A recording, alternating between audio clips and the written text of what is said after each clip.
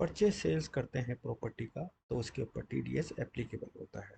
ये TDS deposit कराने की लायबिलिटी बायर की है। ये एप्लीकेबल कब होता है? जब उस प्रॉपर्टी की वैल्यू 50 लाख रुपए के ऊपर हो। लेकिन इसके कुछ एक्सेप्शंस हैं। अगर वो एग्रीकल्चर लैंड है, या जो सेलर है वो नॉन रेजिडेंट है, या property value is less than 50 lakh rupees है, तो ये एप्लीकेबल नहीं होता है।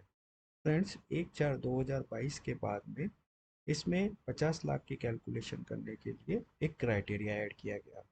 सपोज सेल्स कंसिडरेशन 45 लाख है और स्टाम्प ड्यूटी वैल्यू 55 लाख है, तो which ever is more, 50 lakh के ऊपर है, तो आपको टीडीएस डिडक्ट करना पड़ेगा। 1/4/2022 से ओनली सेल कंसिडरेशन देखा जाता था।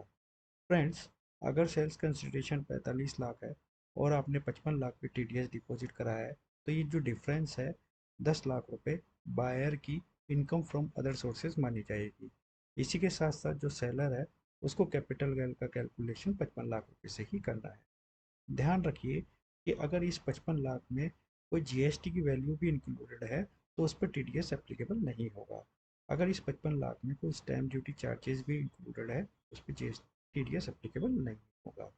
अगर आपने कोई होम लोन लिया है तो टीडीएस डिडक्ट होता है जब आप सेलर को पेमेंट करते हैं। अगर आप ईएमआई पेमेंट कर रहे हैं बैंक को, तो टीडीएस डिडक्ट करने की जरूरत नहीं है।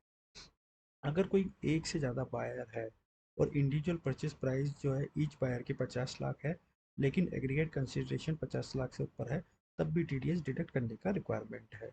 अगर एक से ज़्यादा सेलर है तो ध्यान रखिए कि जब एज ए बायर आप टीडीएस डिडक्ट करा रहे हैं तो सेलर से पूछ लीजिए कि उसको डिफरेंट डिफरेंट पैन पर टीडीएस डिपॉजिट कराना है या एक पैन पर कराना है। टीडीएस डिपॉजिट कराने के लिए जो बायर है उसको टेन नंबर लेने की रिक्वायरमेंट नहीं होती है। जब आप टीडीएस डिपॉजिट कराते हैं तो वो फॉर्म 26 क्यूबी माना जाता है। उसको पेमेंट करने के बाद में एक एक्नॉलेजमेंट नंबर आएगी, तो आपको कोई अलग से टीडीएस की रिटर्न डिपॉजिट कराने की ज़रूरत नहीं है। टीडीएस जो है वो डिपॉजिट कराना चाहिए एंड ऑफ द मंथ जिसमें डिडक्शन मेड की गई है उसके 30 डेज के अंदर। सेलर को जो है ट्रेसेस की साइड साइड से बायर के द्वारा फॉर्म 16 देना चाहिए। 26 क्यू बी अगर आपसे इनकरेक्ट हो गया है तो 26 क्यू बी को करेक्ट किया जा सकता है और ये n number of time correct किया जा सकता है।